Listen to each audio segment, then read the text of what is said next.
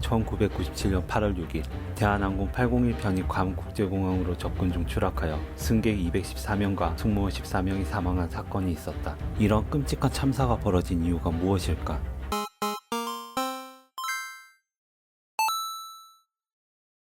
사고가 일어난 1997년 8월 6일 대한항공 801편은 서울에서 괌으로 떠나게 된다.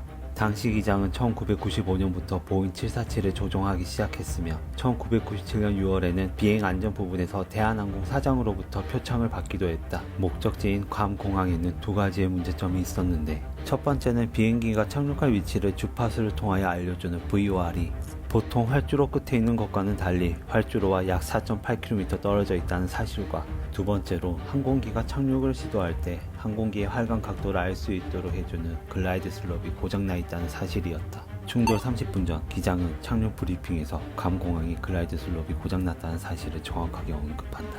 충돌 22분 전 갑자기 나타난 비구름 때문에 16.1km 정도를 우회하기로 한다. 충돌 11분 전 비구름에서 벗어난 801편은 괌 공항 6번 활주로로 내려가겠다고 관제탑에 보고한다. 충돌 3분 전 괌 관제소는 대한항공 802편의 접근을 허가하면서 글라이드 슬롭은 사용할 수 없다라고 글라이드 슬롭이 고장난 사실을 다시 한 번 더 상기시켜준다.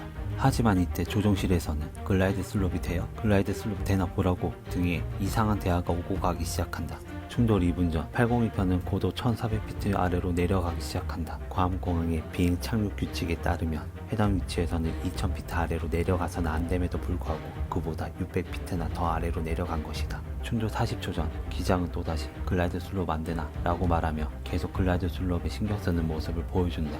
충돌 27초 전 부기장이 활주로가 안 보인다는 말을 하고 기관사는 이에 놀라지만 기장은 정상적인 착륙 절차를 밟는다. 충돌 12초 전 부기장 또는 기관사로 추정되는 누군가가 착륙을 포기하자는 말을 한다. 충돌 9초 전 기장은 착륙 포기하자는 말에 대답은 하지 않고 기체가 200피트까지 내려왔다는 말을 한다. 충돌 7.4초 전 부기장이 착륙을 포기하자는 말을 한다. 기장은 이때 부기장의 말에 따랐어야 했다. 충돌 5초 전 기장은 기체를 상승시킬 생각은 하지 않고 밖을 보면서 활주로를 찾으며 활주로가 안 보인다는 말을 한다. 충돌 4초 전 부기장은 한 번 더 착륙 포기라는 말을 한다. 충돌 2초 전 기장이 마침내 착륙 포기 선언을 하고 기술을 올리려고 했으나 이미 지표면과 너무 가까워진 보잉 747의 하강을 멈출 수는 없었고 이후 그대로 지면과 충돌하고 만다. 기체는 활주로와 4.8km 떨어진 언덕에 부딪혀 세동강이 났다. 228명의 사망자가 발생하였고 당시 26명의 생존자가 있었는데, 생존자들은 기체가 부딪히면서 좌석체로 밖으로 튕겨져 나갔거나 엉망이 된 기체 내부에서 안전띠를 풀고 자력으로 탈출하였다. 조종사들은 모두 사망하였다.